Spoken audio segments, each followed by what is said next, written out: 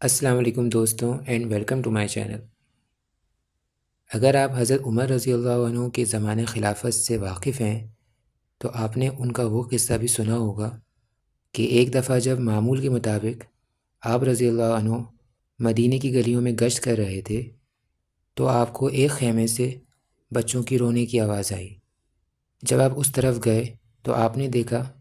کہ ایک عورت نے آگ جلا رکھی ہے اور آگ پہ کچھ پک بھی رہا ہے اور آس پاس بچے رو رہے ہیں۔ آپ کے پوچھنے پر اس عورت نے بتایا کہ یہ بچے بھوک کی وجہ سے رو رہے ہیں۔ تو آپ رضی اللہ عنہ نے سوال کیا کہ پھر اس چولہے پہ کیا پک رہا ہے؟ تو اس نے جواب دیا کہ اس چولہے پہ کچھ بھی نہیں ہے، بس پانی اور چند پتھر ہیں تاکہ بچوں کو دلاسا دیا جا سکے کہ چولہے پر کچھ پک رہا ہے۔ اس عورت نے گلہ بھی کیا کہ حضرت عمر رضی اللہ عنہ کیسے خلیفہ ہیں کہ ان کو اس کے بارے میں کچھ پتہ ہی نہیں ہے، اور قیامت کے دن اللہ تعالیٰ حضرت عمر رضی اللہ عنہ سے اس کا حساب لیں، کیونکہ وہ یہ نہیں جانتی تھی کہ وہ جن سے بات کر رہی ہے وہ خود حضرت عمر ہی ہے۔ اب یہاں پر اس زمانے کا کوئی خلیفہ ہوتا یا کوئی بادشاہ ہوتا یا ہمارا حکمران ہوتا تو وہ کیا کرتا آپ خود سمجھ سکتے ہیں۔ یہ تو حضرت عمر رضی اللہ عنہ کا ظرف تھا جنہوں نے ان کی بات کو برداشت بھی کیا اور اپنی غلطی بھی مانی۔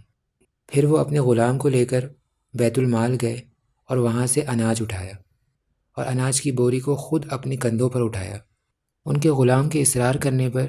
آپ رضی اللہ عنہ نے فرمایا کہ قیامت کے دن میرے گناہوں کا بوجھ بھی تو ہی اٹھائے گا،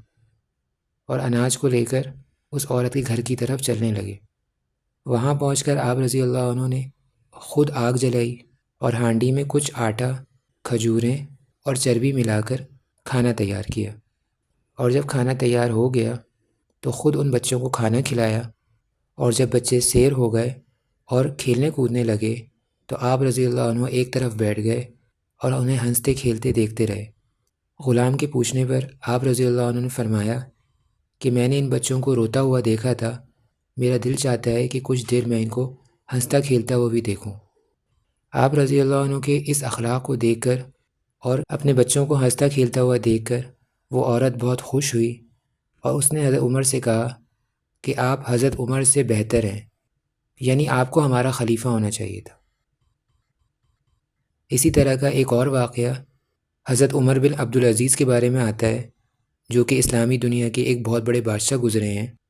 کہ عید کے قریب ان کی بیوی نے فرمائش کی کہ اس عید پر ہمیں اور بچوں کو نئے کپڑے دلا دو۔ کیونکہ آپ کے پاس خریداری کے پیسے نہیں تھے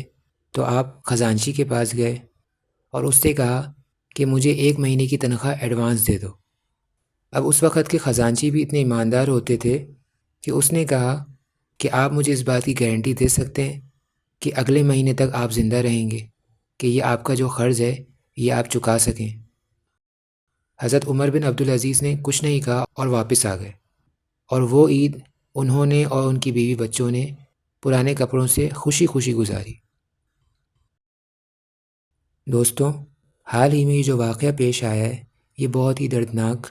اور افسوسناک ہے، اور ہم سب اس درد کو محسوس کر سکتے ہیں، لیکن ہمارے ملک کا نظام اتنا بوسیدہ اور اتنا کرپٹڈ ہو گیا ہے کہ آئے دن ہمیں اس طرح کے واقعات سننے کو ملتے رہتے ہیں، اور نہ جانے کتنے واقعات ایسے ہوتے ہیں جو ہم تک پہنچتے بھی نہیں ہیں۔ تو ان حالات میں ہم صرف یہ کر سکتے ہیں کہ شروعات ہم اپنے سے کریں، اپنے آپ کو درست کریں، اور ہم پر جو ذمہ داریاں ہیں وہ ہم پوری کریں، کیونکہ جب سب اپنی اپنی ذمہ داریاں خود پوری کریں گے تو معاشرے کا بگاڑ ختم ہوتا جائے گا، کیونکہ حکمران جو ہوتے ہیں وہ بھی عوام میں سے ہی منتخب ہوتے ہیں، اور اداروں کے اندر بھی عام عوام میں سے ہی لوگ کام کرتے ہیں،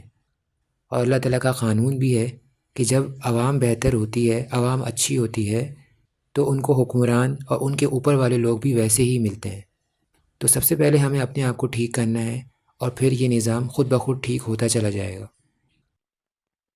ہم دعا کرتے ہیں کہ اللہ تعالیٰ اس بچے کے گھر والوں کو صبر عطا کرے اور ان کو اس کا بہتر صلہ اور بدلہ عطا کرے، آمین۔